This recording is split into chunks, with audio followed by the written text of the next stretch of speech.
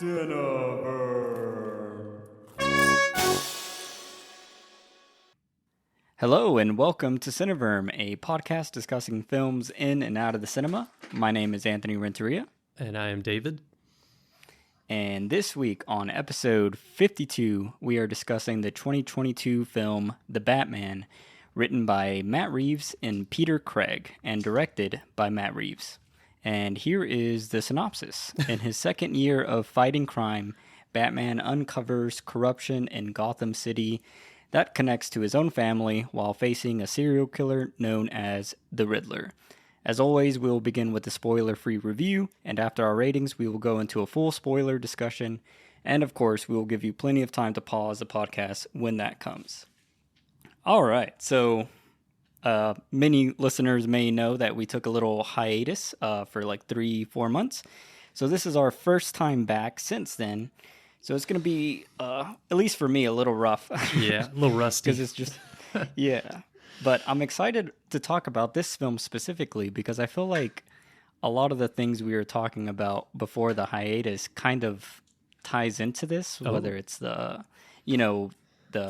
Paul Schrader-ness of it all or the Robert Pattinson of it all. Oh, yeah. So I guess I wanted to start with like your initial impressions of the film when you walked out of that theater.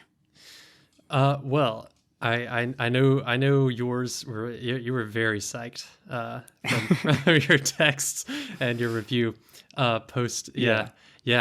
So I was afraid because I saw it after you that I was really afraid that even the day of like going in, I was afraid that I was going to be disappointed or like I was going to be like a downer or something. But no, I really liked it. Like I was completely like engaged throughout the whole movie, even though it was 3 hours, which I also didn't know until I was going to see it. And the music, as you pointed out in your YouTube review, like it does so much like for the movie is like, I got chills, multiple times from different, mostly the music and sound effects, like you point out is like so effective in this movie.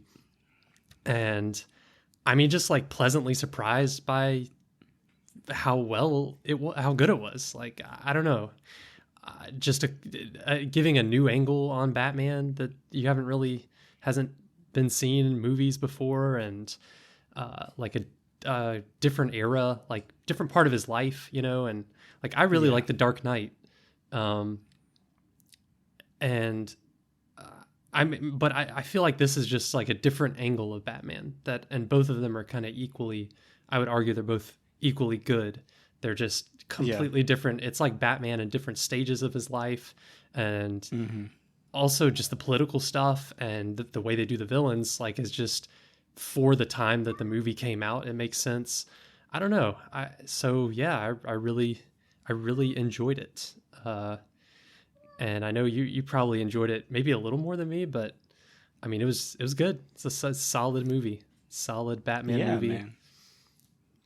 The thing that really caught me off guard, because I'm like not trying to diss Marvel films or I mean the entirety of comic book films thus far, but I feel like they haven't been made with the level of craft that this film had, and that's what like really just blew my mind. Because I was like, wait, why hasn't everyone just tackled this with this much passion in the actual like technicalities of what they're making, Yeah. Like, I'm not saying like Marvel films just pump them out, but I mean, there's like an obscene amount of like detail, just in the sound effects. I mean, like, I think I said in my little YouTube review, like, I think this is probably like the most effective sound design I've ever experienced in a film because it was all like super emotional based and it was like, very and this is something I've been thinking about lately is like because I've started watching some Hitchcock films and there's like a lot of scenes where you are in like Bruce or Batman's like point of view, like you're literally his eyeballs looking out, and there's like so much like perspective stuff that the film is doing, but it does it in the tech side. It does it with the sound and the music and the visuals and stuff, and that's what like I don't know, like if you watch my review on YouTube, A Lonely Critic, I'm like literally shaking because I was just so like excited. Like, I don't know, I just felt like a child like, oh my God, like this felt like the first real comic book film for me, just because like the attention to detail that was given to it. Yeah, mainly in thinking about it after a couple of days or just a day. Did I see it yesterday? Yeah, I did.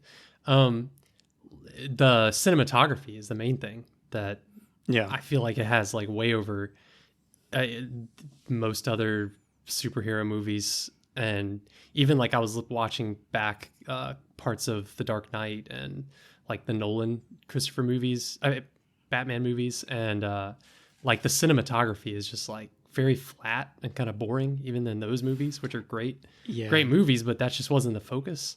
But in this movie, Yeah. the cinematography is definitely just like beautiful, and that's the focus. Um, and then the sound effects, like, and the music, and just like the Yeah. griminess of it and the grittiness of it. I guess that's a cliche about Batman, and that kind of the Nolan movies made superhero movies really dark and gritty or whatever, but they haven't really been I as don't know. gritty, haven't been as gritty as this one. Like, Yeah, like this is dripping, dude. yeah. Because I went back and watched some scenes of The Dark Knight, and I was like, wow, this feels like a PG movie now. Like Oh, this feels so antiquated in a weird way, well, yeah, and it's like and really like adult. It's just as adult as this movie, but like it's a totally different perspective on Batman, and yeah, it's him as the like everything, like the gadgets, like it's all, he's got all the super, I mean, he's like a billionaire at that point, and he's yeah, got yeah, all these military grade gadgets, and you know he's going to, like, I was watching, I forgot there was a scene in The Dark Knight where he goes to China and kidnaps a hmm guy and brings him all the way back to Gotham. Like, I was like, yeah, he's on a totally different level in that movie. So it's really cool to see Batman doubting himself and struggling and writing journals, and just Oh my like, God, yes, and doubting whether he's doing good, because that's another thing I yeah, noticed rewatching parts of The Dark Knight. He's like he's so cocky, like even when he's just not in public but like talking to Alfred and stuff, like he's very cocky and sure of himself, and that sets up the contrast of like he's got this very clear black and white thing, and the Joker's the complete opposite. But in this, yeah, it's like he is not sure of himself at all. He doesn't really know what he's doing. Criminals still kind of make fun of him. Cops do not trust him. Like, yeah. so it's cool. It's a totally different perspective on Batman.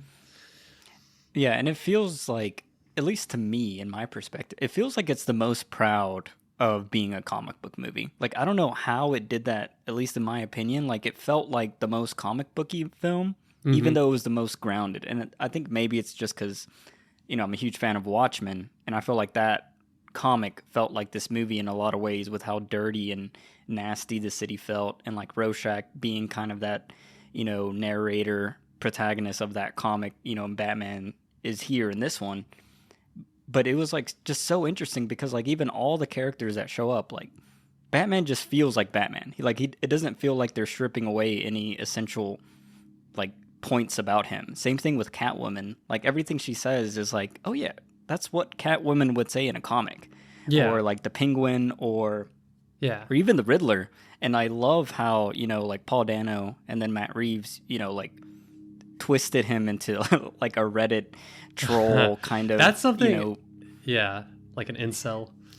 Uh, yeah, yeah, like, but he still felt like the Riddler in a lot of ways. Like, there's an like interrogation scene, we'll just say, and in that it really felt like his comic bookness came out, and so like I don't know, it was just really yeah. exciting to see like you can tell Matt Reeves is a huge fan of comics, and he gets all the characters, and he's not trying to like I don't know what the word is, but it's like, like with a lot of adaptations, especially with comics and with video games, they try to like make it make sense to like a normal person. Like, well, they can't do that because that's unrealistic or whatever. Hmm. But this, because like I feel like a lot of the comics that I've heard about and like have read from the Batman, like he's already like an extremely grounded character in a lot of his storylines and plot lines. So it's Yeah. like I've never understood why they've always tried to make him very like you know, like in the Nolan thing, he feels very like James Bond-esque, kind of Yes.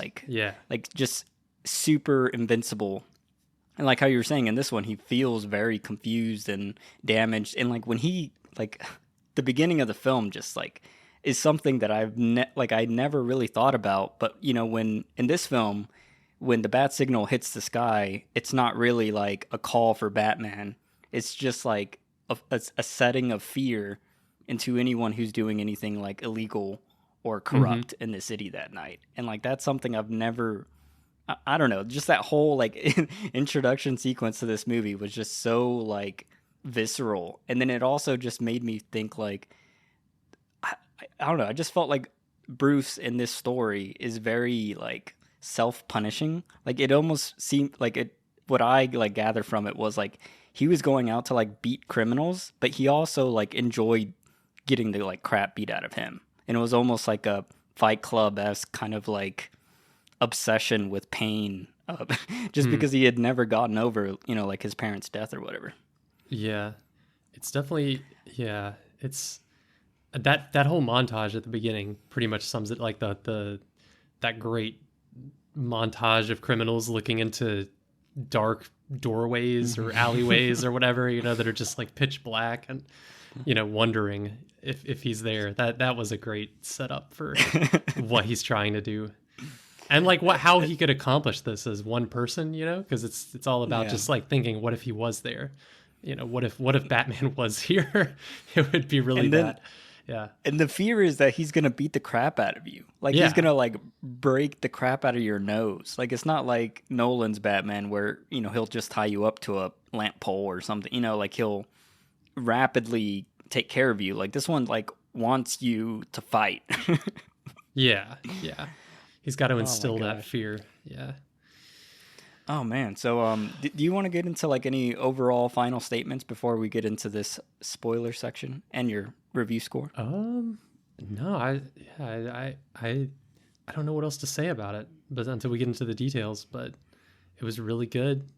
Uh, I mean, I tend to not, you know, like I'm kind of tired of superhero movies in general, but Yeah. I guess I'm kind of a sucker for Batman, and Yeah. especially this new.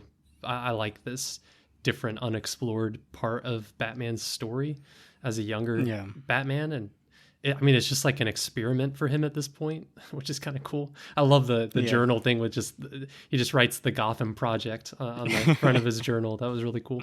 Um, but yeah, so I mean, everyone's seeing it anyway, so to recommend it's kind of silly, but like I liked it. It does have that that extra effort that they put into it with the Yeah. cinematography and the sound design and just exploring a story that people have seen before in a new way that elevates it above a lot of other superhero movies. So yeah, Yeah. So definitely actually, recommend. I have a question because you actually liked the Joker movie, and I hated that movie. And that movie. Sorta, yeah, yeah. What do you think like these two films like comparing the two? Like, do you feel like what is your opinion of them both if you were to Oh, compare them?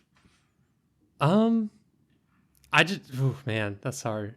Like, cause I've only seen Joker once, but the main reason I liked it was it just had like this feeling of nihilism that I hadn't really seen in any other superhero related movie, where it really Yeah. it actually felt nihilistic. I don't know what it was. I don't know if it was just my mood the day that I watched it, but I felt Yeah. anxious the whole time watching it because it was just like, yeah, this is just a story about a guy who just like gives up on life and everything and morality and you know whatever. Like and it's really sad and stuff. I just like that aspect of it was really unique. But I did see there was an interesting parallels that I noticed between that and this, like the interesting storylines of them, both of them discovering something about their parents that they didn't know before, that just kind of like throws off their whole sense of self and reality. Oh I yeah. noticed that was Yeah. like that was a central thing in Joker and this movie. I thought that was really Yeah. cool. Um, but yeah, I don't know. I like this movie better than Joker because I think that like good. I don't know. Joker is a little bit too, uh, you know, like we talked about with like Taxi Driver and stuff. It's too what's the word where you're just stealing Derivative. derivative. Yeah. Yeah. So it doesn't And really that's have that much new going on with it, but this movie at least has things that are not so obviously derivative, and like feel more genuine. And the stuff like cinematography and stuff like that are much better in this movie. Hell yeah. So what would you give this movie out of 10? Oh my God. I don't know. Yeah, I don't even, God. Cause what's weird is that I've got The Dark Knight. That's one of my few like 10 out of 10 movies. Cause I just felt like it just did exactly what it wanted to do. And it was, revolutionary and, it's kind of like timeless and blah, blah, blah. But like, I don't know. I feel like this movie's like maybe an 8. I feel like that's the number I keep going to, just an 8 out of 10. Yeah. It's really a solid movie, and it goes above and beyond, in certain aspects. So I would watch it again and like be interested to see what I notice differently than the first time I watched it. What about you? Yeah. So to give my little final wrap up, so I did watch this film twice. Once in IMAX that first time, and then I watched it again literally the next night because I was still like so excited about it. Damn. And then the second time I actually enjoyed it a little less. I think what really got to me, and like, so I'm gonna give it a 9 out of 10. Mm-hmm. But like that first viewing like took me off guard so much, and I was just so excited. Like I think I gave it a 10 on my YouTube video, but on the rewatch, I did notice that the runtime is just like 10 minutes too long. Like I don't think he needed to cut any scene in particular, but I think he could have cut ends of scenes. Like there's a lot of scenes, especially on the rewatch, that I was like you could have cut like 2 seconds. And I think if you would have done that throughout the whole film, you would have cut at least 10, 15 minutes, and that would have really made this thing move faster. Yeah. Because the movie is, like super influenced by like Seven and, a lot of the Fincher films. And I think a lot of people think Fincher films are slow, but they're actually like very magnetic. Like it feels slow because it's a lot of people talking and it's a lot of like exposition and like info dumps. But what he does to keep it moving is like the editing is actually rapidly paced, and his like sound design and his score is like moving. You're always moving forward in this like momentum way. And I think this film doesn't perfectly capture that element that I think Fincher's really good at, is that forward momentum. Like it feels like you're falling into whatever mystery you're trying to solve. So that's probably my only negative with the film. Everything else I like absolutely love. I think Michael Giacchino, delivers probably like, I think my favorite score that he's ever made. And I think honestly, this score is better than anything even Hans Zimmer did with the Batman trilogy for Nolan. I mean, it just blows my mind, and it just sounds so good. And what was I gonna? Yeah, the sound design is like amazing, perfect. The cinematography by Greg Fraser is just beautiful. So yeah, like you said, I'm pretty sure everyone's already seen it. But if you haven't seen it because you're not a fan of superhero films or whatever, like I feel like, and I said this in my YouTube review, like I feel like this is like a violent response to like Scorsese and him like talking smack about like all comic book films, because I don't know, I don't see how any filmmaker can watch this and not be like, no, they really pulled out all the stops. Like they shot the shit out of this movie, they scored the shit out of it, they did the sound effects the shit out of it, or however you want to say it, but like. Yeah, so 9 out of 10. But so yeah, that's going to take us into our spoiler discussion. So that's going to conclude our review portion. If you don't want to be spoiled, you can pause the podcast now. And while you do that, don't forget to subscribe, leave a review, or comment on what you thought about the film or our takes on it. And you can also follow us on Facebook, Instagram, Twitter, or email us at cineverm@yahoo.com. And then be sure to check out our website, cineverm.com, where we have written reviews. And then, like I mentioned many times earlier, check out my YouTube channel, A Lonely Critic, where I do weekly reviews as well. But okay, spoilers. So I guess one thing I really want to talk about, like, oh man, one thing I wanted to talk about in the review. I was going to ask you, what do you, because you were kind of negative on Dune's cinematography, and this is the same guy. Do you think he works better in the dark? I don't know what it is, but he just had way more creative shots. Maybe it's just the universe of Dune. Like every Yeah. scene in Dune is either in a room or outside on a giant desert. So it's kind of like there's very little choices that you can make to make it look interesting. And Yeah. maybe that's why it was. I don't know. Maybe why it felt weak to me. I just thought of that. But like this movie, Yeah. you're in the labyrinth of Gotham. Like you've got the streets, you've got Yeah. the Rain. the rooftops, the Arkham Asylum, the mansion. You've got all the great. And I guess Batman just has this whole franchise of movies that you can draw from the imagery, and obviously comic books, the imagery of it. Like that, there's so much cool stuff you can do with the imagery of like Batman. So yeah, especially near the end, like shots that just like looked so like gorgeous. Like to skip to the very end, like where he's when he lights that red flare and he's just walking through the water, Oh yeah. That's like just near like beautiful. biblical. Yeah, yes, and it made it feel like mythic, the way it was just the waves and the with the red light, and him, especially that one where he's the very last shot where he's leading the people out of the light and the light's reflecting off of all their faces following him, through the waters, and it's just like, oof, that's an iconic like Batman image to me. So yeah, it's things like that made it really, really nice. And just the way they make Gotham look in such stark contrast to like Christopher Nolan's movies where it's all blue skyscrapers. Yep. Like that's what I think of is just blue. I think of blue skyscrapers. And this movie, it is all rainy, wet, nasty, orange cities like at night, or orange street lamps. That's what this movie is. And it feels so much more like a real city. I don't know. I was thinking of that throughout the movie, like especially the car chase scene, like it felt like an actual city with like actual streets and with traffic, and I don't know. It just felt so real to me compared to any other Batman movie. I don't know. How do we start that? We were talking about the cinematography. Yeah, and that point that you're just saying is so interesting because this is like Matt Reeves actually shot this in like Chicago and in London. So he actually like melted two very distinctive places together to make this, Gotham. And you're so right. Like it feels like the first real city.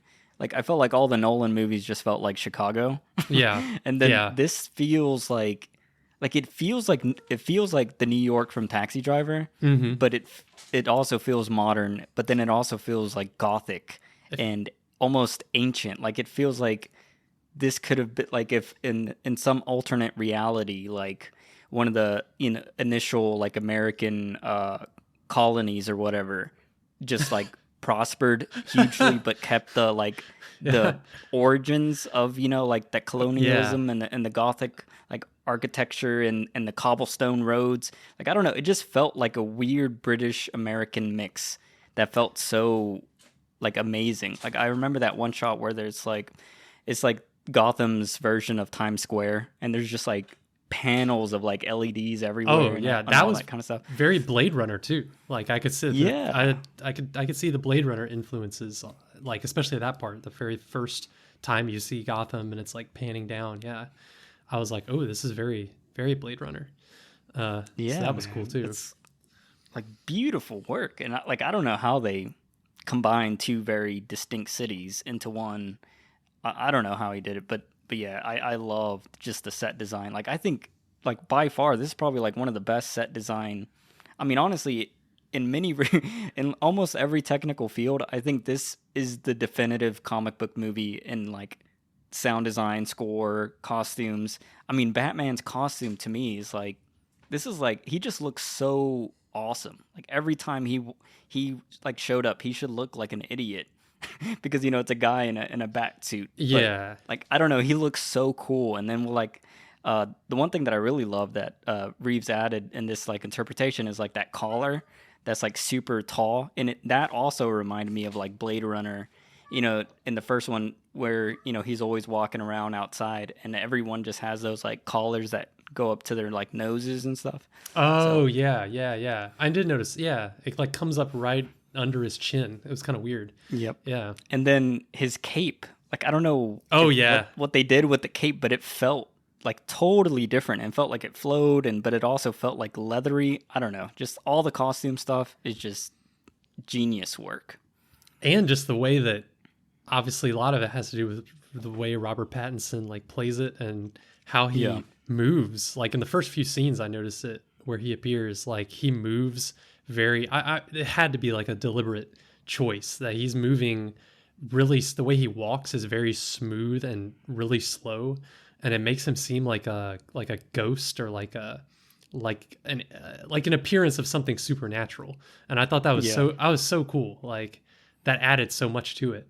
Because like it could look really goofy, like a guy in a crime scene with a bunch of cops, in that costume, could look really goofy. Yeah. But they did really good that first crime scene, where he walks in like really, he's just moving really eerily, like kind of floating around, or he's just standing there and the cops have to like move around him.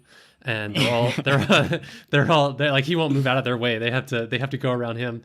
And it's just cool. That was just such a cool like intro to him. And I love that decision to shoot, his perspective and then all the cops' perspectives, like that back and forth. But one thing that I really loved about that was that, kind of planted that first seed that, he has these contact lenses where he like rewatches his nights during the day. And like he even says in like a voiceover, like, I don't remember most of my nights because he seemingly doesn't sleep ever. Yeah. So it's that's like such a weird psychotic thing to think about. It's like, well, I need to record everything because I'm at such a mental fatigue state that I'm not like, it just like proves that, when he's out at night, he's almost like in this weird autopilot delirious state. Altered state. Yeah. Yeah. And then like, I think even Pattinson said, on that, because that was actually the first scene that they shot was that first murder scene where he was in the suit and everything.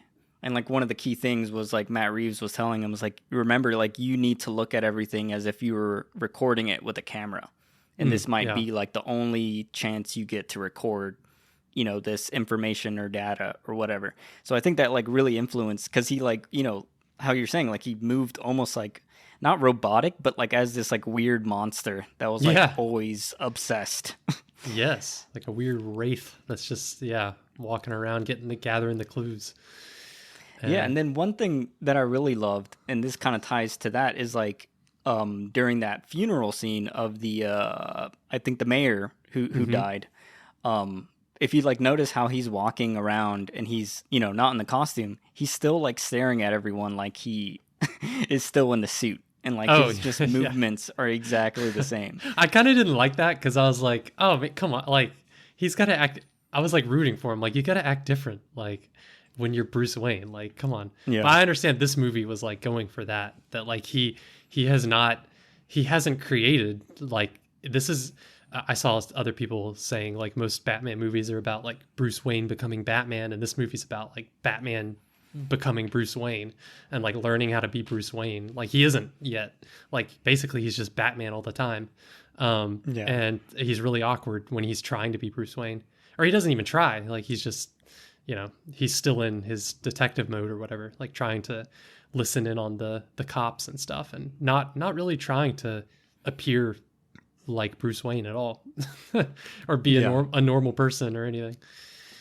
Yeah. So that brings me to an interesting question, because like in all the Batman stuff that I've experienced just film wise, he's always like that playboy Bruce Wayne. Yeah. And I was just thinking like, why does he have to, like in the Nolan movies, why does he have to be a douchebag in real life? Like why can't he just be an extremely like philanthropist kind of person? Like how would that tie him closer to being revealed as Batman than being just a jerk off? Like, I don't know. Because people would never think that kind of personality would also be Batman. Like if he was very serious as Bruce Wayne and was very like focused on doing good for the city and like, creating justice and whatever in the city. Like I guess people would draw parallels between, maybe, I don't know. Yeah. So I don't know. It's kind of funny. Thinking, like, I was just thinking because I was like, like at the end of this film, he learns kind of that vengeance isn't really the core thing that he should be pursuing. It should be like more in a hopeful light. So just my writer brain started turning on, and I was like, oh, well, what if in the next one he's not this like playboy guy? He's like a super, like I was just imagining like, what if he played it like super soft? Like he's just like the softest, nicest guy ever. And he's like super like, like skittish or something. Like that's you could true. make him have some sort of, he could portray a very weak person where like, oh, Bruce would never do that. He's that traumatized kid. His parents died. And that's why he's like this huge philanthropist. But, yeah, that's a good idea. Like assuming like Steve Jobs could be Batman. Like he's like the way Steve Jobs is, like very like soft spoken, wearing blue jeans and a black shirt. Oh, Steve Jobs was an asshole in real life, though. So, he's more like the Bruce Wayne, like the Christopher Nolan Bruce Wayne. Yeah. Oh yeah, that's very true. But what was I thinking? Oh yeah, that I could see that though, like where they do that, where he's just very because I don't know, they made him look like that in this movie. Like he appears very pale and like a meek and like a socially awkward and stuff. Like that would make sense too. That would be a good cover for Bruce Wayne. So I guess one question I want to ask you, because this is like kind of a sore spot for me for the film. What did you think about the actual Riddler aspect of it all? Like the serial killer kind of motive. Like what did you think about all that kind of stuff? I sort of liked it. Like I liked just the general plot. I'm trying to remind myself too, because it does get very complicated, and like some of those scenes where they're talking about it, or just they talk really quick, and I'm just like, what is going on? My brain just kind of smooths over. But like, I mean, in general, just the general story of like that he was the orphan that was forgotten right when Bruce Wayne's dad dies, and so those orphans are just kind of forgotten, and like he grows up being ignored, and everyone's feeling sorry for Bruce Wayne. But then it's true, like he's a billionaire, or whatever. So like, why, like, who cares about him? Like that is a weakness of Batman, is that he's really rich. And so he doesn't, whatever. His parents died tragically, but like, I mean, most people would be very envious of his life circumstances. So that's a good, like, that's good fuel for his villains.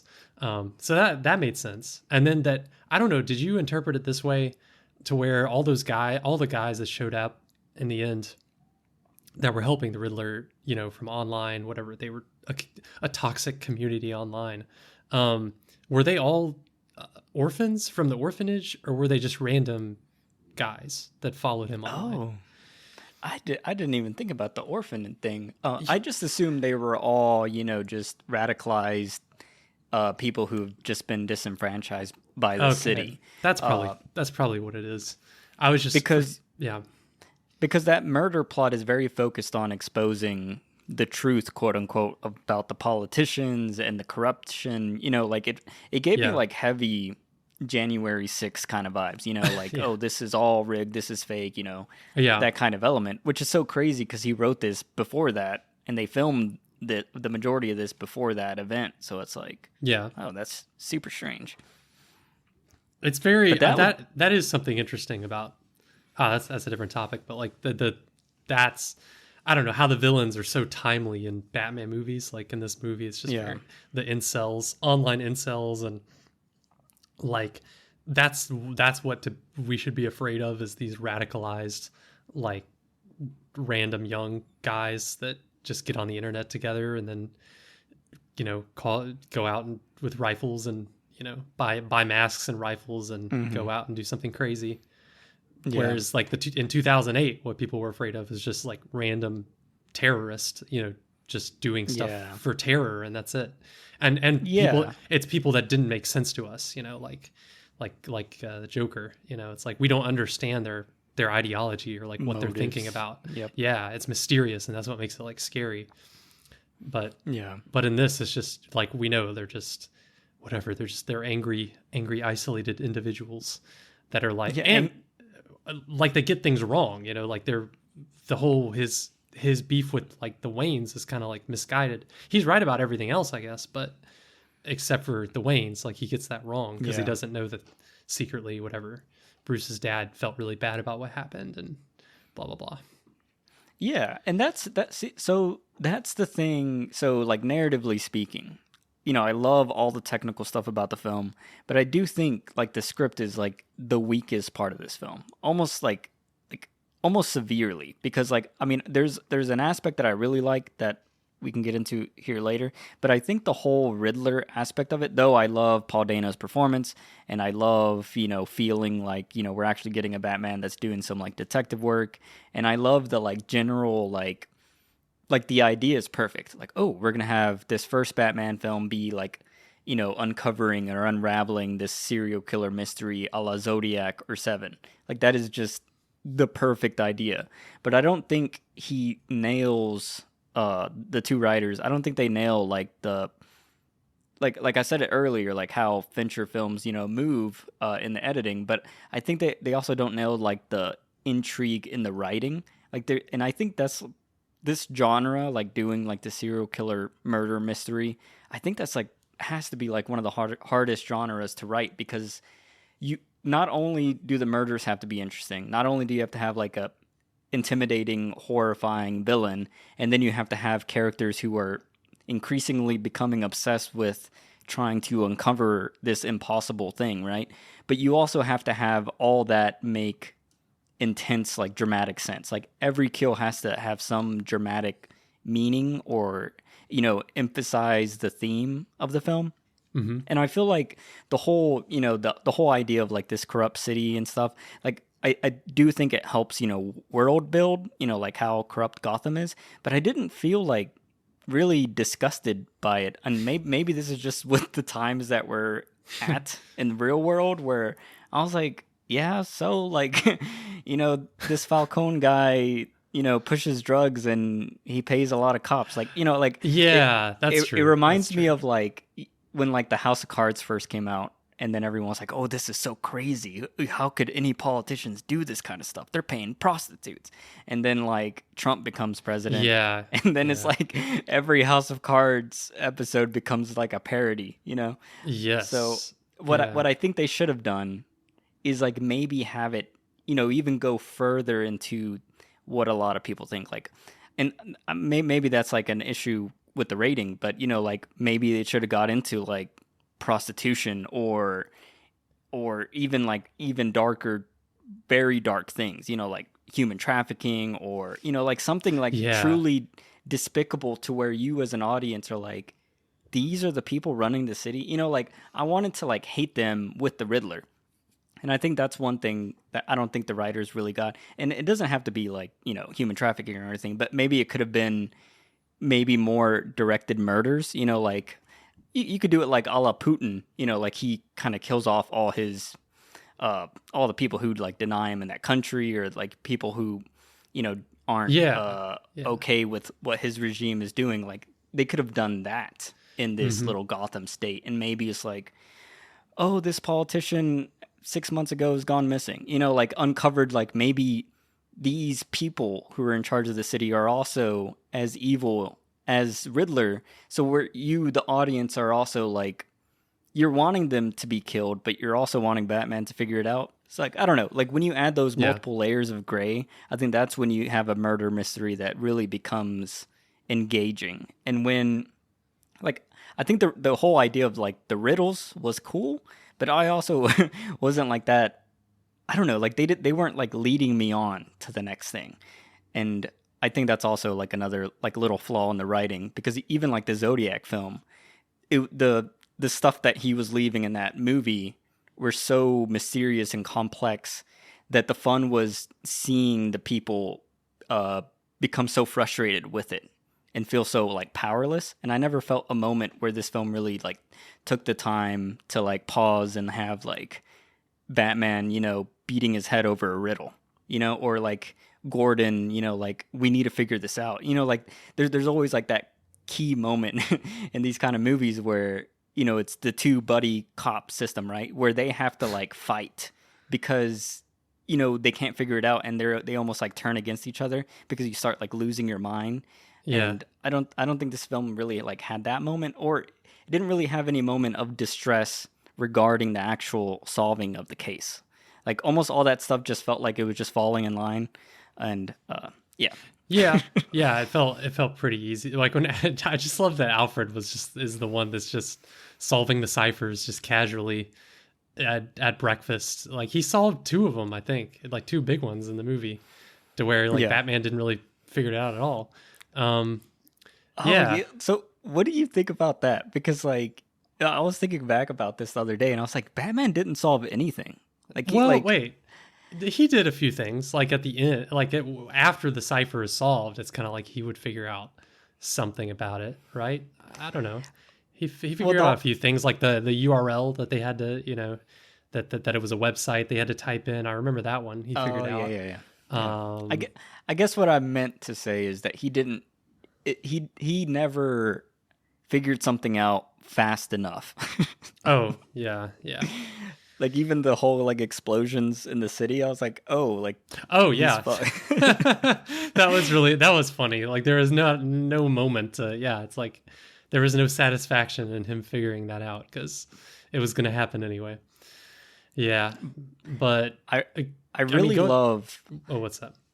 Oh, I was gonna say I really love the moment where he figures out that his next target's gonna be Bruce Wayne, and then he's calling Alfred. I like how they cut that. They broke the like time, like how time was playing out. Like they were showing Alfred open the package, but he had already opened it in the real time of Yeah. the narrative. So like I was just gonna say I really like that Yeah, that was cool aspect. because it was like too late. Yeah. Yeah, there's nothing. Yeah. He was busy doing something else while that was happening. Yeah, and it makes him feel helpless. See, like But that's what I'm talking about when you add a dramatic tension to the solving of something. Like something's already happened, and we the viewer know it, but the character doesn't know it yet. And I think you could have honestly done that with each murder, and it's like he figured it out. Now he's gonna go save him. But we the audience have already seen that person in the SUV, having a collar or whatever attached. So it's like, oh, he's already fucked. yeah, that's true. You could have played up the like dramatic irony of the, yeah.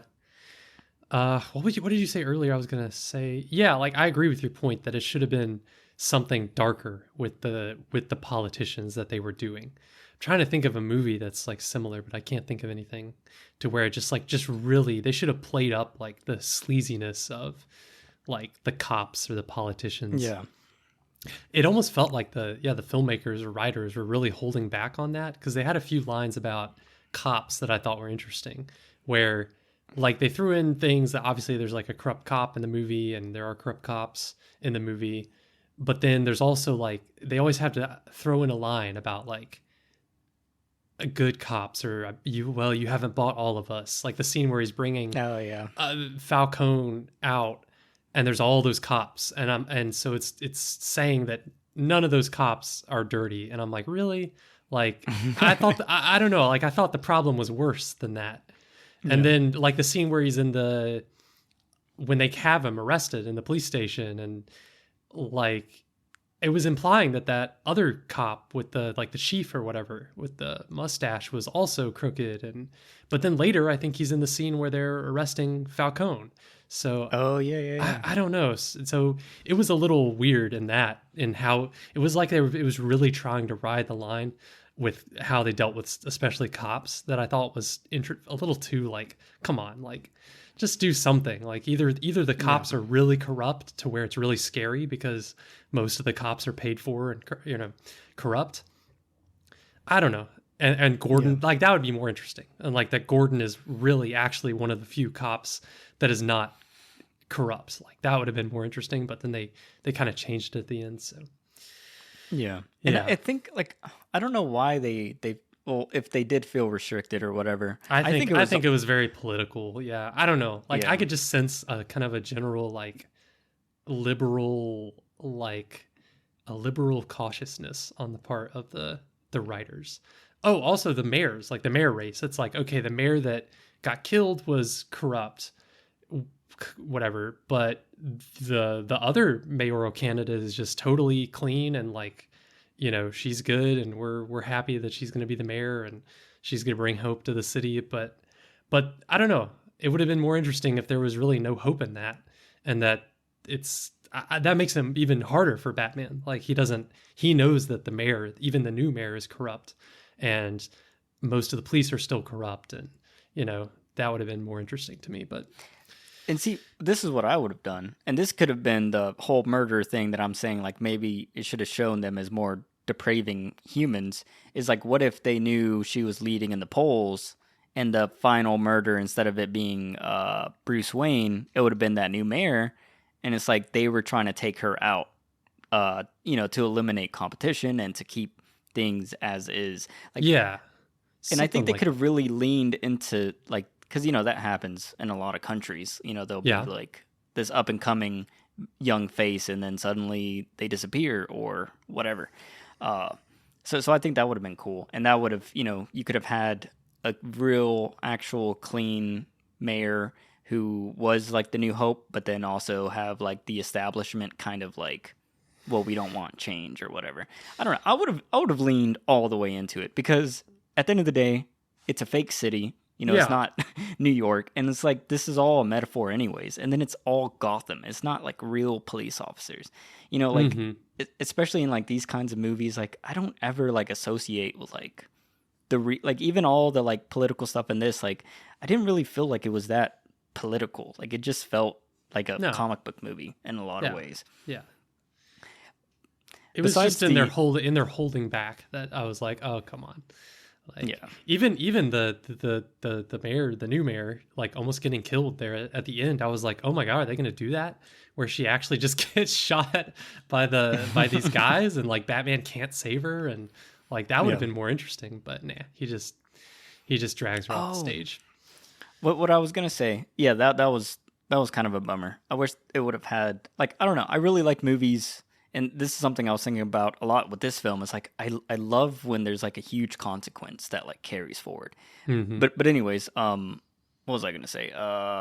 This is one thing I think The Dark Knight does really well, is cement the idea of like corruption within the police force. Because if you remember that one, like Joker puts out a plea to like, I need, I forgot what it was. Like I need Batman's identity, and then he like changes it to the guy who's like about to expose Batman on TV, and he's like, actually, I want this guy, and then like all the cops are like, trying to get that person or whatever, and then there's like there's like moments where like a cop, goes behind someone's back and like backstabs them because they have a family member in the hospital, or whatever. Like all these cops are like having their own personal problems that is influencing their actions. And I think that would have been cool. Is like, what if, it's not as simple as just everyone being paid out. What if it is deeper to where, like if I don't do what I'm told, my mother's going to die, these gangs have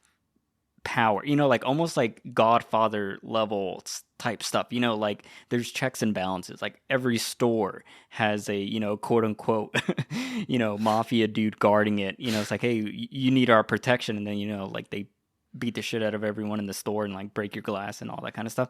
Like it would have been cool if this whole city would have been that level of like corruption, where it's not about bribes, it's about like everyone doesn't feel safe to not follow because they control everything. Maybe in the second movie they could really go into that. I mean, they could kind of do what we're saying and make it like way more corrupt and dark in the second movie. And meanwhile, Batman is he's trying to be more Bruce Wayne and like create his public image and like do good through the Bruce Wayne side of it. But like it could just show him just continually like running into these barriers of corruption and like having to resort to Batman to like solve those problems. Yeah, that could be cool. They could lean into that. So what did you think about what was his name? Falcone and like his John Turturro? Like I didn't actually think he was gonna be in this movie for long, and I was actually like, oh, he's actually really good. All I know him from is like Transformers, so I was like, really excited that he was. No, he's been. I think he's played a gangster in Coen Brothers movie. He's played that Oh kind of character shit! before, Yeah, a kind of sleazy guy. Yeah, he was good. Like I liked him. I liked his conversation, with Bruce, where he's just trying to. I mean, he really does make him think that his dad was totally corrupt, and he almost succeeds in that. And then, yeah, just his getting taken to jail and his confidence that he's just gonna get out. And yeah, he was cool. He was cool. yeah, I like the Penguin. I don't know. Like I liked him more for his appearance and just like how he talked. Uh, yeah. but it was funny that he is just like a lower level kind of guy. Just and he's not even really like a kingpin or anything. He's just he's just Yeah. like a silly guy that runs the club. And yeah, it's cool. But it's so weird that they just the choice of like taking God, what's the actor's name that plays the Penguin? Colin Farrell. Yeah, taking Colin Farrell and just like making him look completely different, like, and just get into his character. I love his voice his accent that he chose. I don't know what it is, but it made it really funny. Just a sleazy dude. That was cool. That was a cool character. But So speaking about the Penguin, what did you think about that car chase sequence? oh yeah, I mean, good stuff.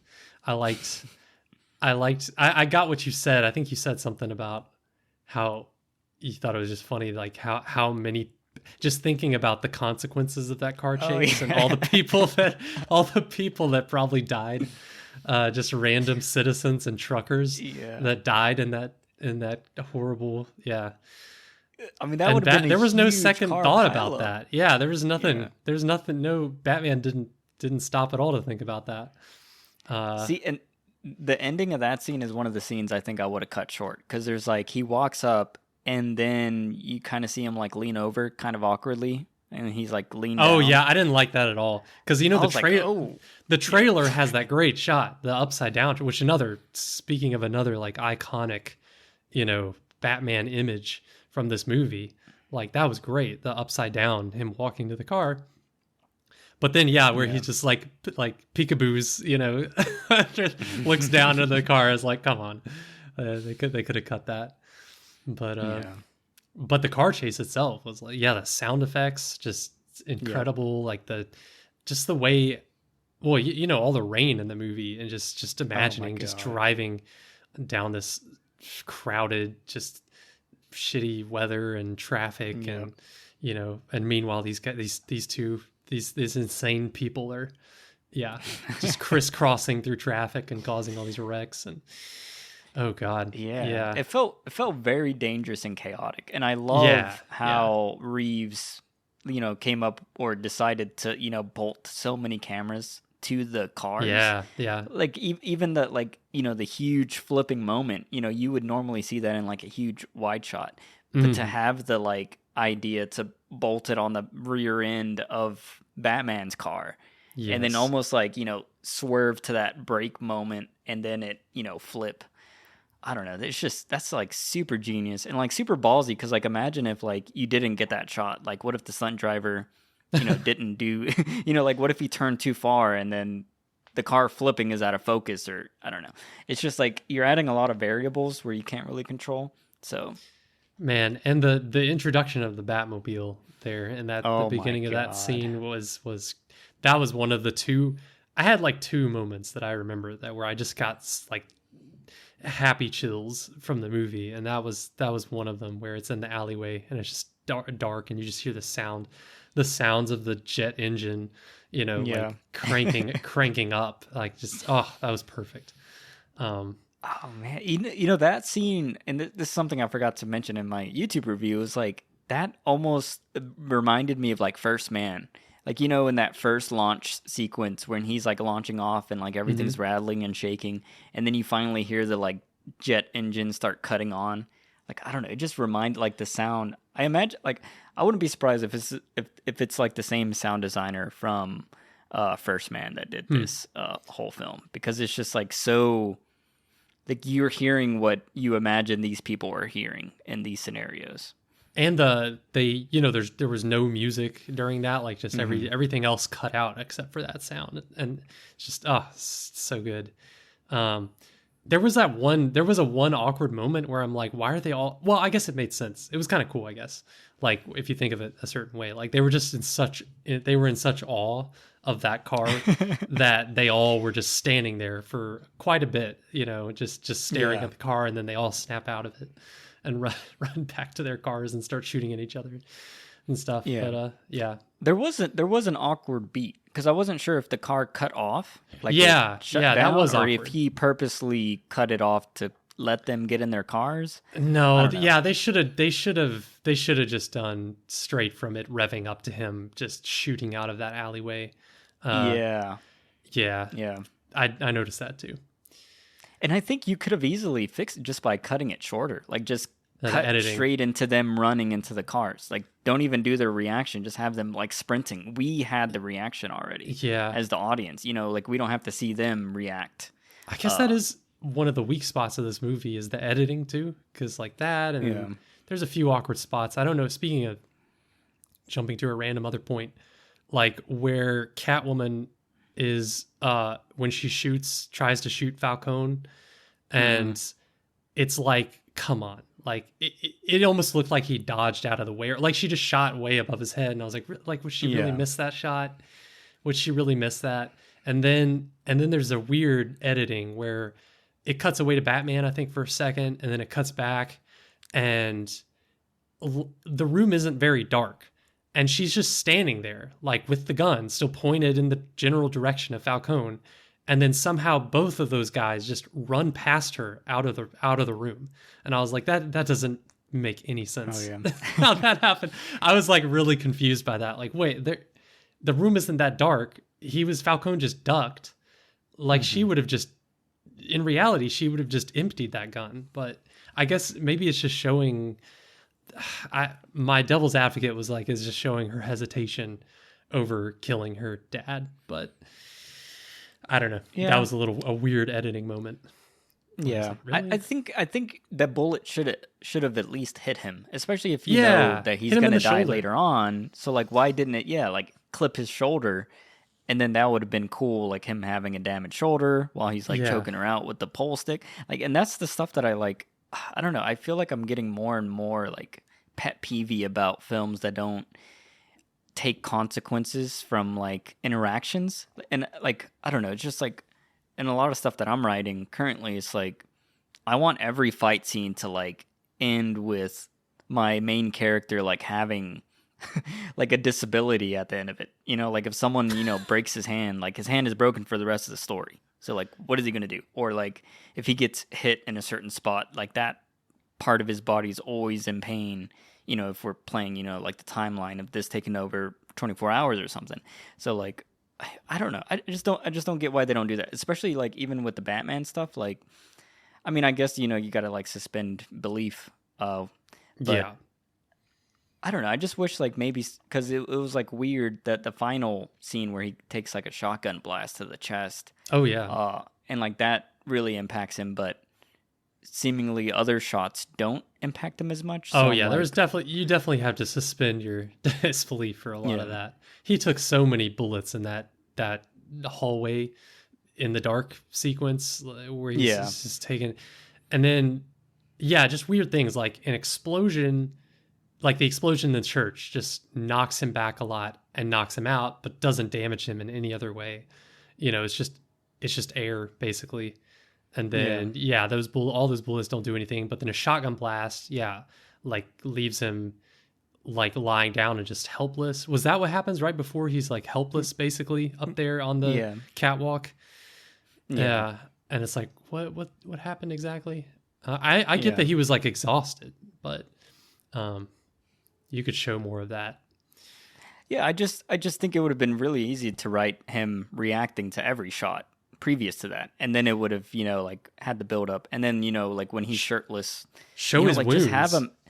just have him like peppered with black little dots of bruises. Like when you go paintballing, you have like little warts all over your body. I just think that would have been so cool if like his whole chest would have been covered with just dark spots everywhere. Yeah, and just well, they only have that one shot of his back where you see random scars and stuff on his Yeah. back. But yeah, they should play that up. I was thinking of this movie, and just it made me think of the comic book, the Dark Knight Returns, which is like Oh yeah. one of those iconic Batman comic books, and it's like about him as an old man, and it's just like a lot of the fight scenes in the comics are just like how like being an old man and trying to be Batman. It's like he gets so horribly injured, and his like suit gets all bloodied and ripped, and Yeah. it really plays that up. And it's like, yeah, I want to see that in a Batman movie eventually, where it like takes Yeah. all of his injuries and what he's actually doing seriously. But I guess he's still young in this movie, so it can be excused. Yeah. What one thing I wanted to talk about the scene where the Riddler gets that, I guess it was the DA or something, in his like SUV, and I love the like contraption that he like puts over his head, and it's like all out of focus. Like Yeah, it made that it was feel really good. really disturbing. And then when that Yes. like blinding light just kept blinking, oh my god, dude. That was a really good choice of like cinematography. Yeah, I remember Yeah. that because it did make it extra creepy because you didn't quite I know mean, what it honestly, was. that was scarier than even when he, came out and he had like a bomb or whatever. I was like, oh, I wish it would have just, shown a sunset and then that whole SUV just exploded or something. I don't know. I kind of liked the bomb scene, like just Batman just walking in because he knows that he's smart enough to like know that the Riddler is playing this whole game with him, so he's not gonna Yeah. he's not gonna kill Batman like Yeah. on purpose. He Yeah. wants him to keep playing. I thought that was cool because everyone else is just like, what the heck is he doing? Oh my god, dude! Because I love the moment where that guy is like, it's like a Riddler's talking to the DA guy with the bomb on his neck, and he's like, "All right, I'm gonna ask you 3 riddles, and if you can solve them, you'll be let free." And then this yeah, guy, who is obviously an idiot, just like starts to walk away from Batman. It's like, "All right, all right, all right," like he's trying to get in his headspace, and it's like, what do you're an idiot for getting into this situation. Like, why would you walk away? And then you can tell like he like Batman, follows him. I just thought that was like a really funny like character decision that this dude still thinks like, oh, I'll figure, and he doesn't figure any of the riddles out. no, yeah, Batman does it all for him. I love that. Yeah, yeah, he didn't figure out anything. Yeah, he would have died in like 5 seconds. But Oh, and then that would have tied perfectly with what I said earlier, because that guy was like, I can't rat out this guy because my family or whatever. So if we would have had some context of, this isn't just money laundering or drug trades. This is, there's extortion of people and lives that are happening as well. That it would have made that sequence of him like being afraid to rat out someone. It yeah, would have made it reality where it kind of just felt like I was like what? Just say it. Like I don't know. I didn't believe his fear of ratting out the rat in that they should sequence. have. The first scene with the mayor getting killed, like it should have been something like, also the Riddler had to kill his kid or something like that. Like I don't know, just to show like something a little bit darker. Well, I guess you're talking about the gangsters though. Yeah, Yeah, yeah. yeah. It Well, didn't show enough of the the corruption. gangsters. Yeah, yeah, Yeah. that's true. Well, speaking about the kid, I actually did like how, and I think this is probably the best thing that the script does, is that it's like an origin film without actually being an origin film, but Yeah. like how they have that kid almost as like a proxy Hmm. for Bruce when he was a kid, and I think it worked super effectively. And I think a lot of it just has to do with Robert Pattinson's performance. Like I think Yeah. this is the most like emotional Batman we've ever had, and I mean like emotion in the suit. Like there's that. And this Yeah. is like early on in the film when he's looking at that kid, and I don't know, I felt like he was about to start crying, Right. and Yeah. that was just like such a cool moment for Mhm. this man in a suit looking at a kid who's like literally, and I love how they almost cast the kid that I was like, that's probably what he looked like as a kid. Like he Yeah. looked like the generic Bruce Wayne as a kid in the alley, Yep. holding on to his mother Pearl's kind of looking character. So it was just like so, I don't know, I just think that's so genius to like pull that off narratively and then also emotionally with the performers, just dialing it in. And then I love And how that kid's like he keeps returning as well. So. yeah, and in the church, like I love that like that's Bruce's choice is to like run and cover the kid. Like Yeah. that's the first thing that he does. That was really cool. That was a nice little moment. Yeah. Oh, Like he wants to protect the innocence so much, Yeah. that he's already lost. But it's like, yeah, Oh, and talking about the kids, I guess one awesome moment that I think is like the whole film has this dark tone, and I feel like the biggest emotional moment for me was the scene where there's that kid on the stretcher that's about to be like helicoptered up, and oh that yeah, look because this kid's so scared, and it's like the first time someone is holding Batman as like a hero, because that kid like is holding onto his shoulder, and then they hold hands, and then even like he holds his hand all the way up, like as far as he can, trying to hold on. I don't know. yeah. That was just like emotionally just got me. And then the scene and the shot of, it was like seemingly from the perspective above looking down at him, and he's just like Hmm. covered in mud and like dirty. And then Yeah. it's like a beautiful sunset. And that's like, I think the only real shot that's like in broad daylight with him in the Hmm. suit. Oh man, loved it. And yeah, and his monologue on top of that, just the Yeah. whole his change of perspective, and that was really nice. I was afraid the monologues, the journals were going to get corny, but they never. I don't know. They never did. They never crossed the line of being too corny. Yeah. It made sense. Yeah, he was thinking like his stuff. I liked his lines about the scars. Like Yeah. they can either we all have scars and they can either destroy us or they can transform us. And like make us stronger. Like I like that. I like that the movie had a really clear. It's really old fashioned. It's old fashioned, but it's like really cool when a movie has like a clear little moral at the end. Yes. Like a little Yep. morality lesson that the main character learns by the end of the movie. That's cool. Yep. That's nice.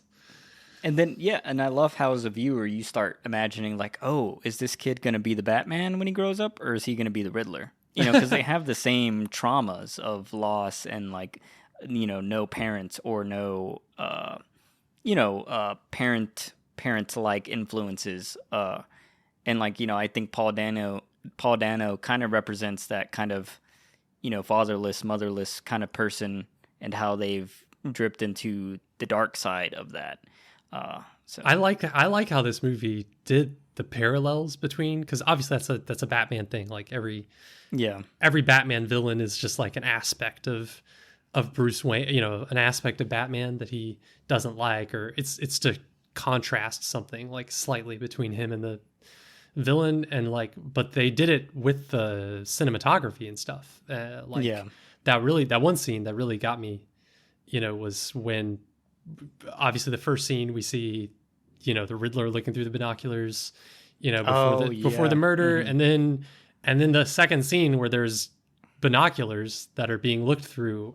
It doesn't Mm-hmm. tell you like for a while. It's just binoculars looking into Catwoman's. Well, I think we see Batman following her, so I guess we know it's Yeah, Batman. But like, it's kind of like for a second you're like, wait a sec, like, yeah, yeah, that's just such a cool parallel between them. And you're like, yeah, this guy, they're both orphans. Like, yeah, mm-hmm. they're both kind And of what's creepy, and they're peeping on people for different purposes. yeah, they're peepers. But what's really interesting on the second watch, because on the first watch I was like like the little image, like it gives like a almost like a not a UI, but you can Yeah, see the like inside the binoculars. yeah, you see like how all the markings and stuff. So when I rewatched it, I was like, all right, I need to pay attention and see if they were the same, because I was like, I Yeah, swear they looked exactly the same, yeah. and they were the Oh, exact same binoculars. oh, cool. Yeah, that's cool. And then I was like looking more online, and people were saying like, yeah, all the stuff that like Batman uses, like he bought on the internet, just like Yeah, the that's Riddler true. does. So like a lot of their stuff is just like repurposed combat gear or like weird militia stuff, and just Yeah. Batman painted it black, and then Riddler, is a little more, insane with his, outfit or whatever. But I just thought that was so cool that they were even using the same equipment and gear. That is And it cool. like Yeah. on the second watch, it really made me like enjoy the scene where Paul Dano's like, "Oh my god, I love your mask," because it's like they're almost like he's fanboying over Yeah. like dude, your setup looks so cool. And like I just imagine if you were someone who like, because like like when we were buying stuff or looking at stuff for like our podcast or whatever, you kind of get an idea of what everyone kind of has. It's like, oh well, this mic's good. People talk about this recorder, whatever. So like I just imagine in Paul Dano's head or the Riddler's head, he's like, oh, I've seen like the parts that you've used for your mask there or like your combat gear. And I just thought that was cool. Yeah. And that it's cool that that he thinks they're on the same side, and like that was really cool. So what did you think about that whole sequence? Like that whole interrogation? I was going to ask you what you think. Like, I was like reading people, what they thought. Like, does he know he's Bruce Wayne or not? Like, he kind of suspected, but he hadn't figured it out yet? Or I kind of felt like it was supposed to be a kind of a triple fake out, like where like he makes it seem like he knows, but then he says that thing where it makes it seem like he doesn't know. But I think in reality, he does know that he's Bruce Wayne. He's just not going to tell anyone. I don't know. Like, I felt like I feel like in the end, he does know that Batman is Bruce Wayne, but for some, maybe it's just because he's crazy. Like, he's supposed to be a little crazy. So he still like separates them in his mind or something. And he really likes Batman or thinks that they could work together. And he gets really upset. Yeah. He really gets really upset when they're not going to work together. But even though he's smart enough that he figured out that Bruce Wayne is Batman, but I don't even know. I don't think he knows, because that would have made the whole idea of sending a bomb to Bruce Wayne. Like, if you would have killed Bruce Wayne, then you would have killed Batman. Yes. That's the like aspect where that kind of breaks for me. You could say he didn't figure it out until after that happened or something, but I don't know. Yeah. He was in the process of figuring it out. Yeah, he must have definitely figured it out when he realized Bruce Wayne is still alive, and then here is Batman. Like, I feel like that would have clued him in a bit. It's like, what was Bruce Wayne doing? He never comes out of his house. Yeah.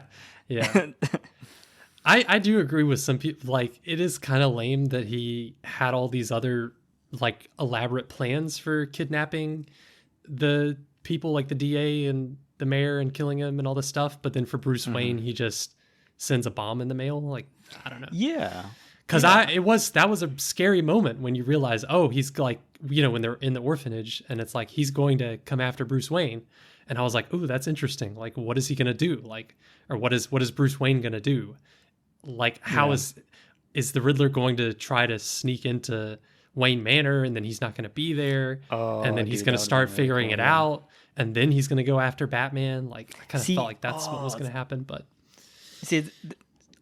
Perfect. See, like, that's what we need. We needed like that Seven kind of moment where the murder becomes very personal, and I think it would have been cool if what if he would have captured Alfred or something, and then played a riddle with him or something like that, like some sort of like capturing something you care about. Because I don't know, I'm not a fan of the whole like explosion stuff, like the Batman surviving that initial explosion with me neither. What's his face, and then Alfred tossing away that package. Like, yeah.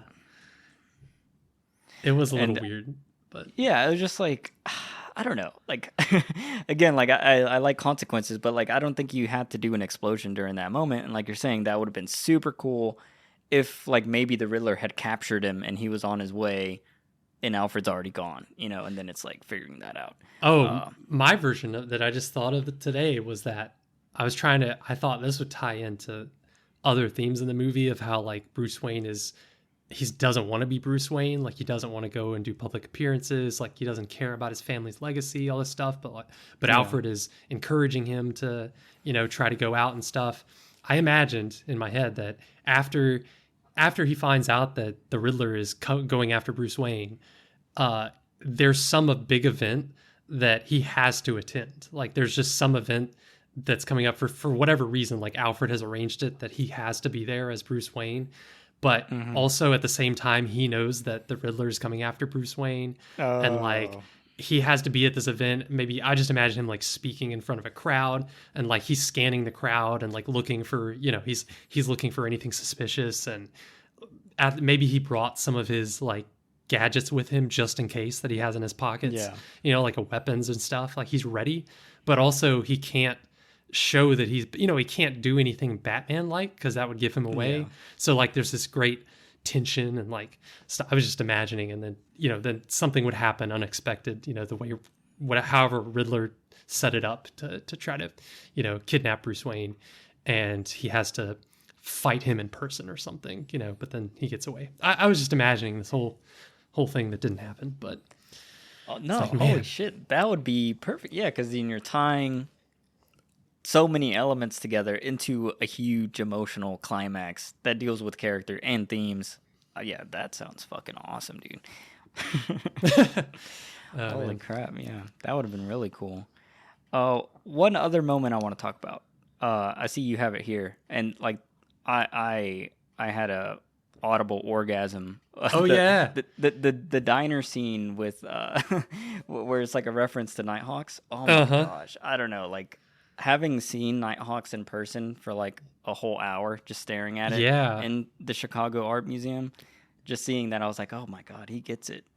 I remember you said that, and I'm like, oh boy, I bet that Anthony really enjoyed that scene. And cool. I love how it's an interpretation. Like it's still uniquely beautiful, but you can just immediately tell it was inspired by that painting. And I don't know, it's just it's so weird because, you know, almost every filmmaker that talks about like what pieces of art influenced their filmmaking, everyone mentions Nighthawks, and this is the first time I've seen like a direct reference in a film. Like you'd think there'd be a bunch of Nighthawks, you know, in films.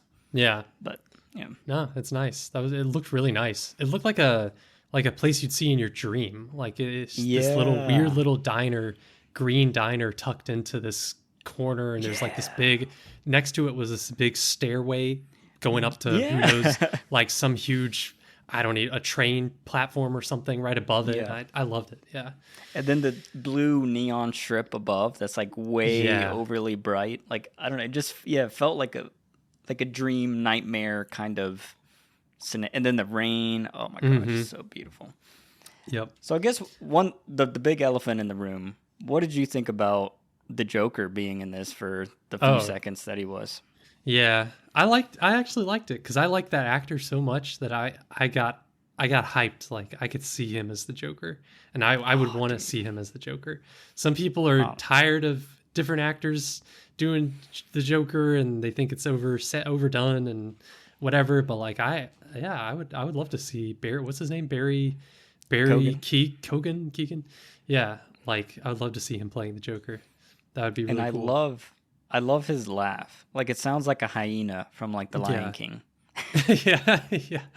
yeah. And his his real face is so would be perfect for the Joker. I don't know. Yeah, I'd love to see it. I want to see him in full light because, like, you know, he was in like darkness, and there's obviously like something super like messed up with his face.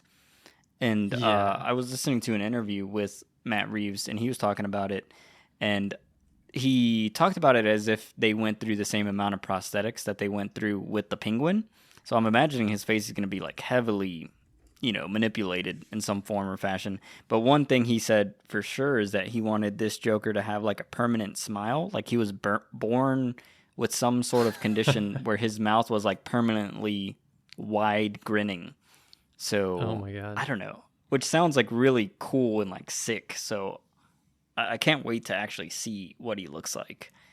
He, to me, like the little glimpse they showed, he looks like the Joker from the comic book The Killing Joke, which is a big Batman comic book. Like long face, you know, like big nose, long face, and like hair that's kind of like poofed up in the front, like a what do you call that? Like a pompadour or something that's kind of messy. Like I could that's the kind of Joker I want to see too. That's just like, and he's really similar to the Riddler, like just playing like tricks and I don't know, like a jokester kind of guy, like a jokester Joker that's like playing tricks and riddles and, you know, all that kind of stuff. Like I don't know, he's not totally like a terrorist like the 2008 version, but they could do it. Yeah. because he was even though he said he didn't make plans in that movie, he definitely had Yeah. a lot of plans. Yeah. Oh, yeah. That's true. So it would be cool to just see like a true chaos agent, and then I want him to be Yeah. super annoying. Like I Just a want to be trickster. annoyed. Yeah. Yeah. So that's gonna be really exciting. I wonder if they go full blown into Joker in part two, or they save it for part three, maybe. I I don't do know. think it would be really cool to see like a the Killing Joke brought to life, because I think in that narrative, doesn't he kill like Robin or something? Yeah. Yeah. Um, from what I remember, and it goes into his backstory more. Well, we just got a Joker backstory, so they don't need to do that. Yeah. But yeah, I don't know. I All right. Well, I mean, what else would they do besides? That's the other thing is like, because Batman has kind of limited villains that have been in movies or that people would recognize. So I don't Yeah. know. What would you do if you had to pick for the second movie, like villain wise? So there's like a huge rumor and like well there's like yeah a huge rumor going around because it's kind of mentioned in this film. There's the reporter that gets killed that knows all the Yeah. family secrets, and then he writes Hush all over it. So apparently there's a comic line that's called Batman Hush, and it's about this character who I think it's the son of that reporter. He's like a plastic surgeon, and he reconstructs his face to look like Bruce Wayne's face. So he becomes a doppelganger, and then he knows all the secrets. Like he knows Bruce Wayne is Batman, and he like comes back to Gotham, and he's like haunting and like fucking with Batman, and like he even steals his like fingerprints at one point, I think. And this is all like with the Riddler. Like in that storyline, the Riddler and him, become partners. So there's like a lot of rumors that that's going to be what the sequel is, and I think that'd be really cool. Like, kind of just ruining the whole facade of, his dual ego or whatever. And then I just think it would be so insane if we could have, three unique Robert Pattinsons in the film, like a real Batman, that we got in this one, and then like maybe he develops his real Playboy Bruce Wayne, and then if he could be this like weird psychotic mangled, plastic surgeon face version of himself. That Because sounds supposedly in the interesting. comics, like he gets flesh from different people. So Oh like my the god. flesh on his face doesn't, match up. Yeah, yeah. So he's like this weird Frankenstein creation. And I guess like metaphorically, he's like representing like the part of Bruce that died or something, like a zombie version of him coming back to ruin everything. So I think that would be really awesome. And then like one more interesting thing, the writer of that storyline, I think his name is Jeff Loeb, is actually Matt Reeves' screenwriting teacher from when he Cool. was in university for like screenwriting class. So it's Oh like wow. there's like a huge connection professionally and like personally in his life with that story and with the writer. So it's like I think he's gonna have to do it. But I guess one thing we didn't talk about is like the whole city floods. Yeah, Like there's it that was it too. was like doomsday level. Like I think this is the most damage. And then like that's the other thing. Like how many people died, because that was like a huge amount of water. Like Yeah. Yeah. That would be a big event. Probably so probably hundreds of people. Yeah. yeah. That's what I was thinking. The second movie could definitely be like, well, yeah, I think doesn't he says it at the end of the movie where it's like it's almost like worse, like there's more crime and stuff, but Yeah.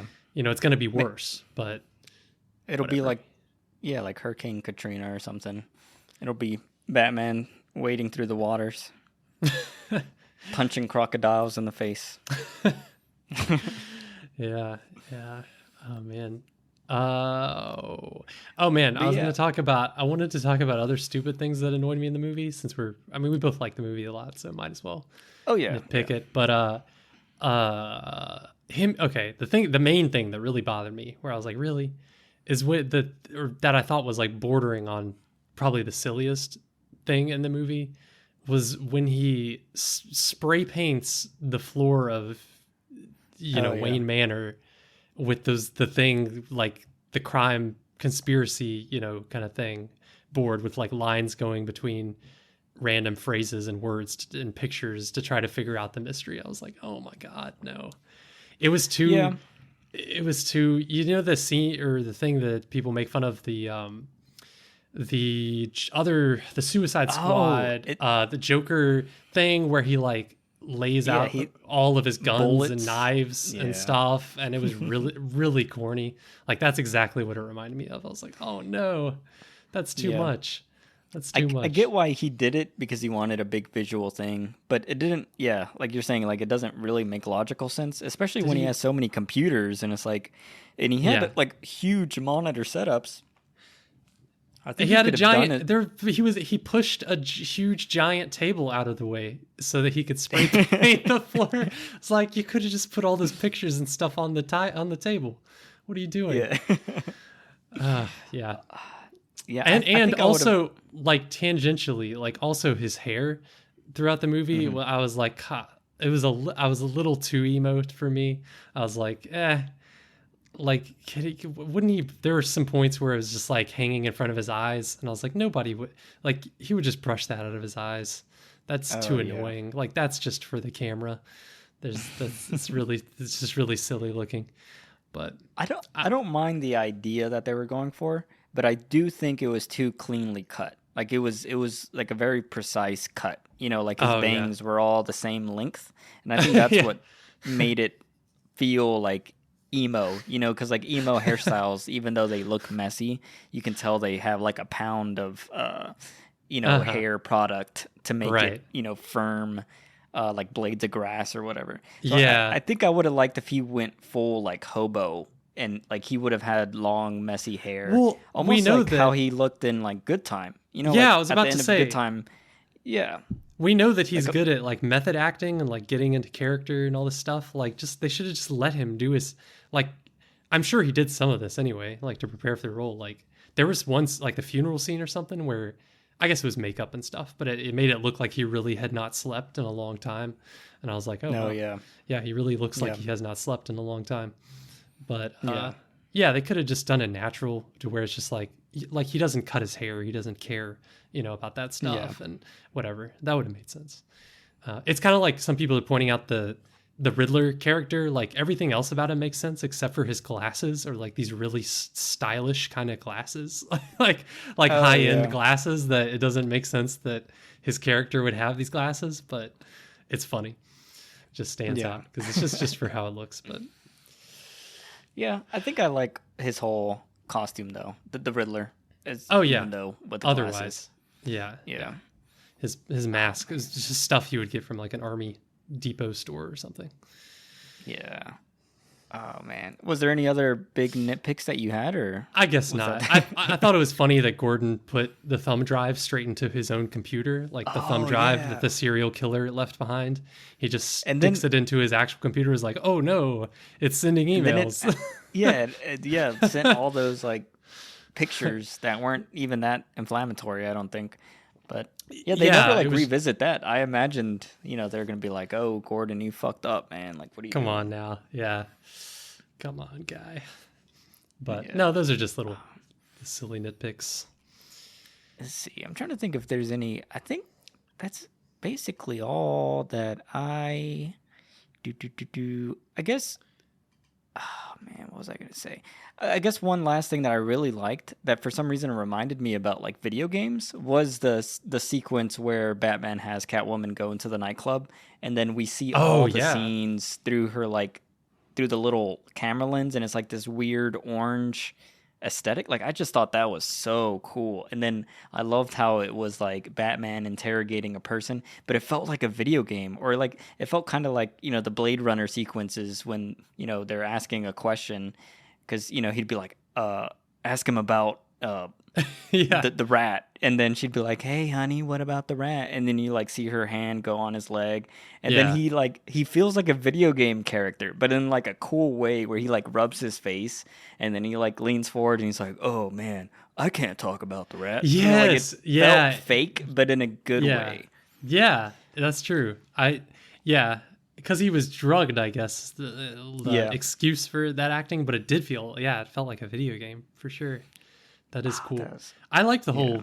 I guess we haven't talked a lot about like the low tech kind of approach to Yeah. Batman in this movie, but everything was very believable.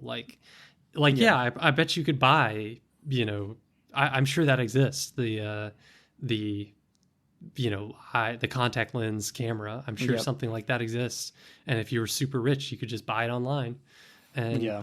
get it to work. Like that's cool. But that was about the most high tech thing.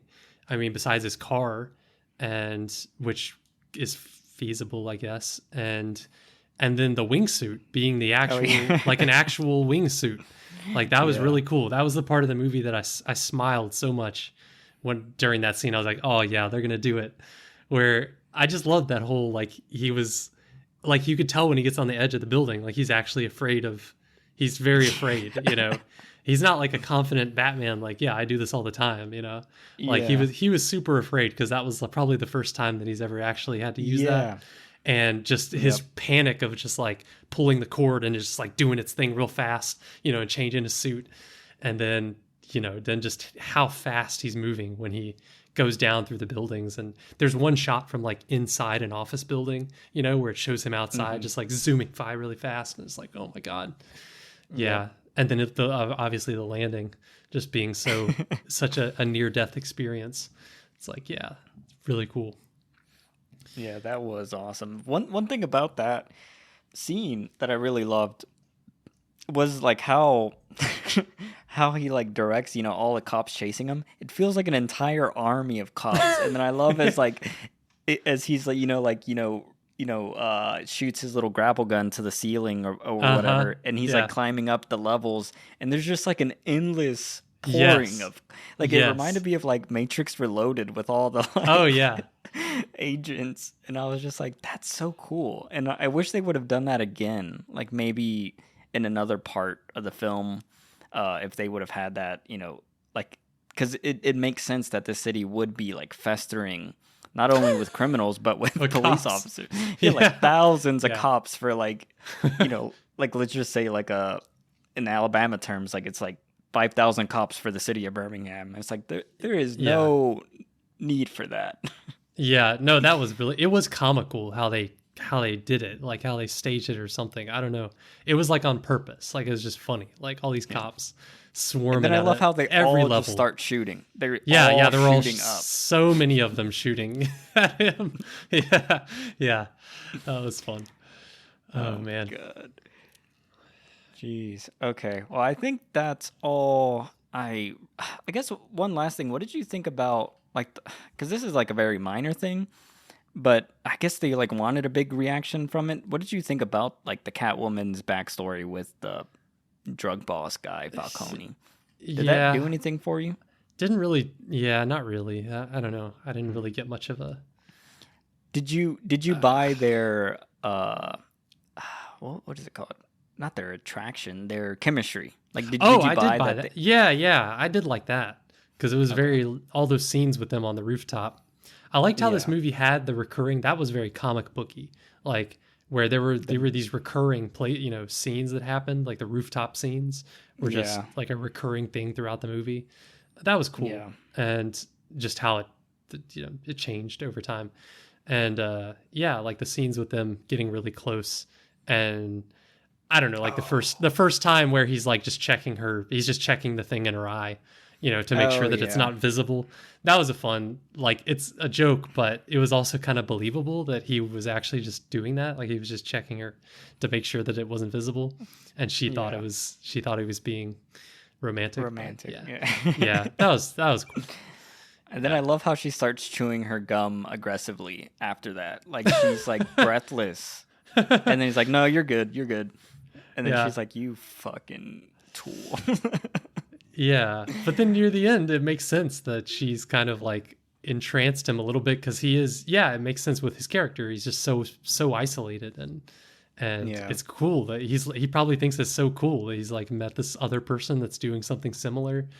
But he's but again, she's like a foil for him because she's just a gray character. She's just in between. She doesn't really have any clear morality, but she's not evil, so he would get very interested in her. My favorite scene with them is that when she's she breaks into that crime scene or whatever to get the passport from her friend. And there's that moment where they're like behind a bookshelf or something around the corner, and then Yeah. he's like holding her. That was Hmm. like one of the sexiest things I've ever seen in a comic book Yeah. movie, because they start like on the second watch. What I noticed is that they actually like sync their breathing, and I Oh. was like, oh my god, they're like having sex right now. Yeah, And it's well, like, even before that, like I don't know, like the way the fight was yeah, nice. and It he was like very slams subtle. her on the I mean, table. that Yeah. it's kind of a cliche for movies. I feel like kind of James Yeah. Bond kind of thing where he fights a lady, but Hmm. also it's very sexy. But it was done in a subtle way that was nice, where it's just, yeah, he's just on top of her on the table for like a few seconds before that, and Yeah. then it was nice, the excuse of them having to hide behind the wall and like together like that. That was cool. And this is something like I really want more of in like comic book stories. Like I want two people who are like powerful in their own unique ways to like be in a relationship, because I think that would be so cool. Like let's say in the second film, their relationship grows, and it would just be so interesting like having them like you as a viewer want their relationship to work like on a just like they're perfect for each Yeah. other, but then also adding the dynamics and problems of powers and other interests. And I think that just would make a awesome, interesting story. Like that's probably like one of my favorite parts about like the Spider-Verse film was that like little crush that Miles had on Gwen. And then like I'm really excited for the sequel to hopefully grow on that and it become more of like a teenage kind of romance kind of Huh. story. Like I just think Yeah. it would be so cool to have like your generic romantic teenage story or whatever, but have them both be super powered people. Like that would just be so cool. Yeah, I could see that with Spider-Man. Yeah, working really well. But Yeah. yeah, I don't know. I could see that with, I don't know. I'm sure there's a huge history of in the comics between Yeah. Batman and Catwoman that I don't know, but I Yeah. bet you they've got a lot of material they could play with that. Yeah. But All right, man. Do you have any other final points you want to bring up before we wrap this up? I don't think so. I hope they don't go too crazy with the sequels. I don't know. It's kind of Yeah. like, nowadays it's just like there's too much. And I read that they're doing like HBO Oh, yeah. spin-offs of Catwoman, but and also maybe one about the Penguin or Yeah. Falcone or something. The I don't know. Penguin one is confirmed, and then they're gonna do one on the Arkham Asylum. Oh God, no. See, I hate when they overdo it. That this, I would rather them just focus all of that money and energy On into a just trilogy. a trilogy. Yeah, that's really good. Yeah, But I'll be curious to see. Like, if Matt Reeves directs them all and writes them all, then maybe I'll check them out. But that's the one thing I hate is like when it's not the same director writer. yeah, Like, because then it just feels like a watered down version. But I don't know. They haven't announced that yet or that aspect yet. So I'm I'm curiously awaiting that. yeah. But there was like one thing I wanted to mention that I just remembered and I forgot. Crap. I don't know. I'll It's always remember going in to be like the 5 days. yeah. Yeah. After no, right after we stop recording. That's Yeah. when it's going to happen. All right. Well, thank you. Oh, of course. Is Uh, this canon? oh, nah, I think it's too early to tell Yeah. if it's Yeah. canon. I Would think you? I think the sequel has the potential, because I mean like Batman Begins, it's a good movie, but it is no Dark Knight, and I mean even Spider-Man 2 far excelled the first Raimi Spider-Man, and then I think the Winter Soldier and Captain America really excelled that first Captain America. So like I don't know, I just think comic book There's films especially have a yeah, precedent where sequels can kind of move forward with more interesting elements. So yeah. I'm dying to know what they do for part 2. And I guess the thing I was going to ask you was like what do you want? So like this is like a murder mystery kind of Zodiac kind of genre. If you had to pick like a different genre for the second film, what would you pick? Oh God, I don't know.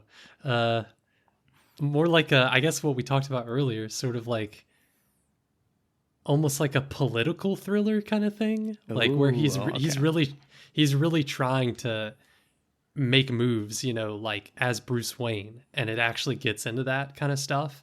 But then just him getting frustrated by the limits of it, but like he can be Batman too. So like he's like tempted to, use his secret alter ego to make things happen, but like he's conflicted about it. And I don't know. Yeah. I feel like that would be the most interesting thing to do. Hell yeah. Yeah. Yeah. Well, one idea that I had, and I don't really want this for the sequel, but I just think it would be, I just really want to see what Matt Reeves would do with a monster. Because, there's some Batman villains that are like giant alligators or whatever kind of, beasts that would have to be CGI animated. But I would be curious to see what he does. I kind of want to see something world breaking in this universe just to see how it's visualized and like realized. And I think I was just thinking like I don't know the names of the comic book villains, but like let's just say there's like a killer crocodile or something, right?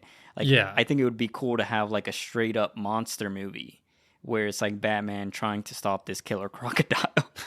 But it's like, how do you stop a killer crocodile? And it would feel real because it's like everything's so grounded and be like there's this freak of nature just like eating people at night, Like I think that'd be cool, and just straight up make it like Freddy Krueger or like Jason Voorhees or like just a straight horror film. Like we just see it killing people and then Batman just like not knowing really how to handle the situation. Like I think that'd be cool because he in this film he mastered hope and light, but how is hope gonna prevent a human eating monster?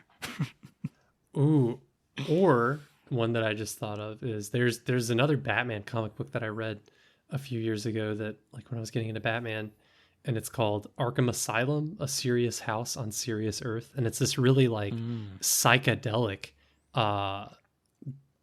Batman comic book where the Joker's like leading Batman through Arkham Asylum, and I can't remember much of it, but it's really trippy and like dreamlike. And Arkham Asylum is just like this maze that Batman is trapped in, and Joker's making him face all these like inner demons about himself. And I don't know, they could throw some of that in there if they want to stick with the kind of horror stuff like this movie tried to do, the Seven, kind of thing. They could just, Batman gets trapped and drugged in Arkham Asylum and is like just getting tormented by whatever, the Riddler and the Joker working together, who knows? I could see that too.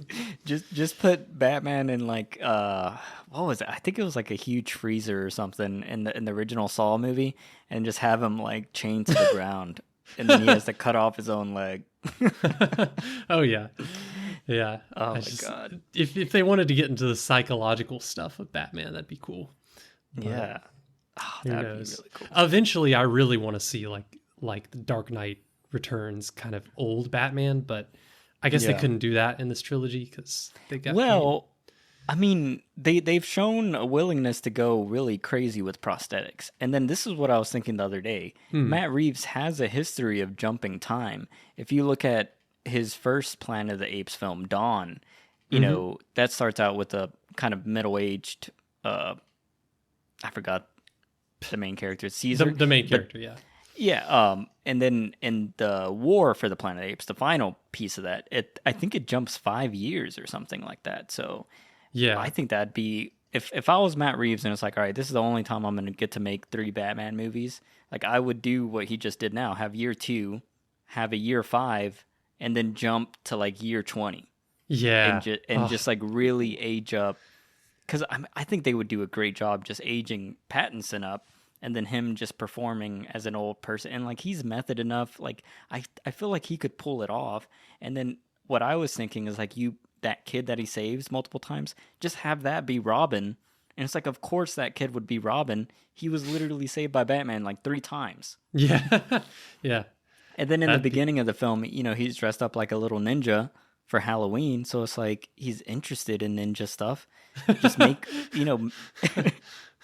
Why not? And I think that'd be really cool. And then you could have an older Batman, and then maybe that's where you could do the Killing Joke and just have it just be completely brutal. Like it's kind of your fault. Batman that Robin died because you couldn't kill Joker and that whole Yeah. plot line, but then also have like an old man Wayne. Oh, I don't know. If I was if I was him, I would do it and just age him up because Do all three. Yeah. yeah, because you're never gonna be able to make Batman again, and then that would really make this whole trilogy really unique. Is if you covered his whole life in a way. Yeah. Because I feel like every Batman film only covers, like a certain very small amount of time. And if you could just have a definitive year 2, year 10, and then year 20 or something, whatever time frame, like that would be amazing. So yeah. That would but be yeah. great. So I think that is going to do it for this episode of Cineverm. We would be grateful and humbled if you could leave us a review with your thoughts or comments on Apple Podcasts or Good Pods or any other podcast service that you use. And if you could share us with your friends or family, as that really helps us in our journey to spread the love of cinema. And we'll see you next time. See ya.